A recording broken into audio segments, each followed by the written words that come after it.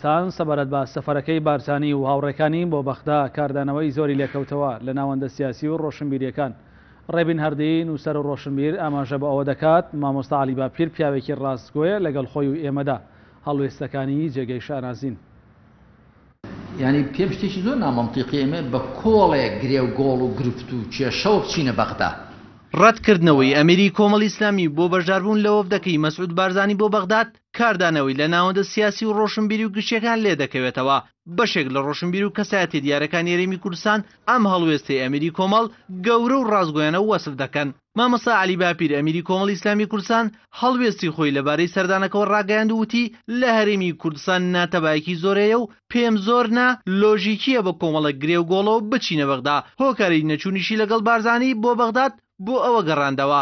نەچوونی ئەمیری کۆمەڵی ئیسلامی بۆ بەغدا پاژەوات چەند سەرکردێکی دیار پێش سەردانەکە داوایان لێکرد هاوسەفەری بارزانی بێت بۆ بەغداد، بەڵام سەرباریەوەش ئەو داواکاریەکەی ڕەت کردبوویەوە.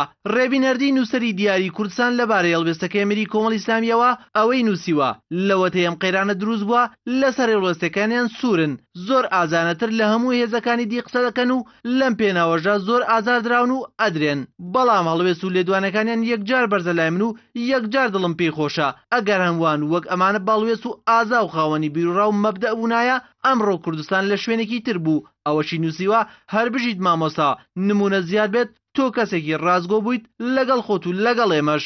لەبەرەوە کە ئێمە پێشچوونە بەغدا و چاکردنی بارودۆخی هەرێم لەگەڵ بەغدا شتێکی هەیە زۆر لەوە لە پێشتر هەیە لەنێو خۆماندا وەزی ئێرە چاکەینەوە.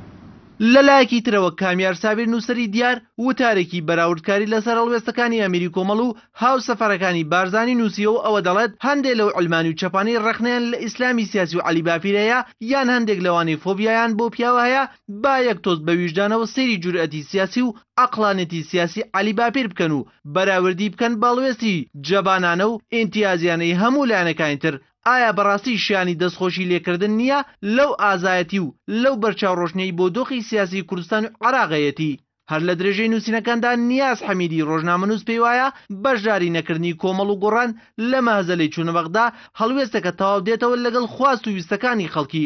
چوونە بەغدا بۆ دۆستایەتی یا بۆ دوژمنکاری بە میزاجی پارتی کارەسات دەقەومێنێت. بە زەمەنوام هاتووەتە بەرچاو کەەوە بڵێ نەفرێک بڕیاریدا بێ و ویستوێت هێندێک خەڵکی ڕەگەڵ خۆ بخا. هەڵوێستەکانی مامۆستا عەلی باپیر ئەمیری کۆمەڵی ئیسلامی هاوتایە لەگەڵ درێژکراوەی هەڵوێستەکانی تری کۆمەڵی ئیسلامی کە بۆ هۆیەوە لە مایۆ ڕابردوودا سزا درراوە، بەڵام تا ئێستا سوورە لەسەرەوەی کە هەرێمی کوردستان ببێتە هەرێمێکی خاوەن دامەزراوە و یاسا تێیدا سەروەر و پارێزراوە بێت.